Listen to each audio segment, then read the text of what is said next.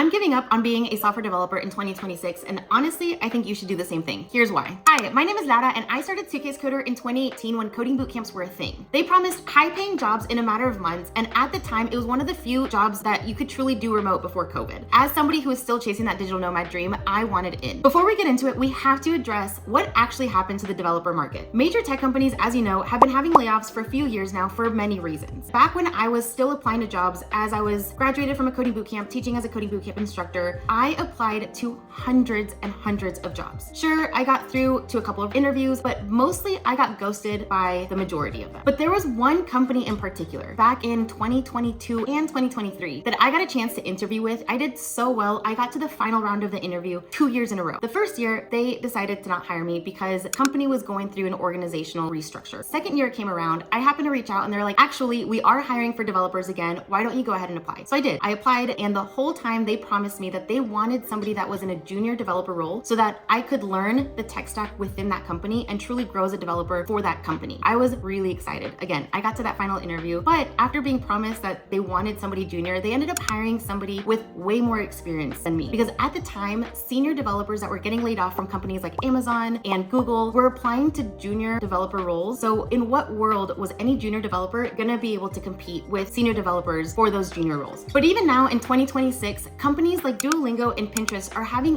AI-based layoffs. We've been talking about AI for a while now. That's no surprise. We know that AI is going to completely change the game of coding, of tech, and jobs in this market. But the crazy part is that it's already happening. And I'm not saying that AI is completely going to take our jobs, but there is going to be a shift, and there's going to have to be some kind of adaptation to AI being in the market. Because what once a team of 10 developers were required to do, AI can do with just AI and maybe 1 or 2 developers rather than a team of 12. So the market is changing because of AI. So if you're still holding on to that coding bootcamp dream like I was for many years, it might be time to start thinking of how can you use the tech skills that you once learned in a completely different way to not give up on your dream, but rather just change direction a little bit. So here are a few things that you can do to use those tech skills that you once gained and create a new path forward for yourself. The first thing I recommend and that I highly encourage is to be open to tech adjacent roles, even if it means that you're not actually coding on the day-to-day or ever. It doesn't mean that those coding skills have to completely go to waste. That interview that took me 2 years completely destroyed me. Applying to jobs is like such a gruesome process because you're constantly being rejected. You're not getting responded to. Your resumes don't even get through it. And it was the reason why I stopped applying to jobs as a software developer and instead decided to build a startup, a SaaS product, where I got to apply some of those technical skills, learn a bunch of new skills, and eventually I left that and landed a tech adjacent role, which was kind of hard to accept knowing how much time and energy and money was invested in a coding bootcamp, thinking that I was going to become a software developer and instead doing something that wasn't coding related at all. But being open to the possibility of different jobs opened up a completely different career path. Here are 3 actionable things that you can do today or over the course of the next few weeks or months if you are still looking for a tech related role and are open to a tech adjacent job that isn't coding every day. The first thing I would do is start by auditing the tech skills that you do have. Obviously, you may have some coding languages that you know, but you may not use every single day, but there are so many other hard and soft skills that you may have gained over the years that can be so applicable in other roles. One thing that has really been helpful to me is being able to understand these tech concepts or this tech jargon and be able to translate it to others on the team, to other departments or clients who may not fully understand all the tech jargon that you and I may be more familiar with. So that's the first step, is list out all the skills that you have. Think outside of the box. Don't just list out React and JavaScript, but think about things like being able to read through tech documentation and being able to figure it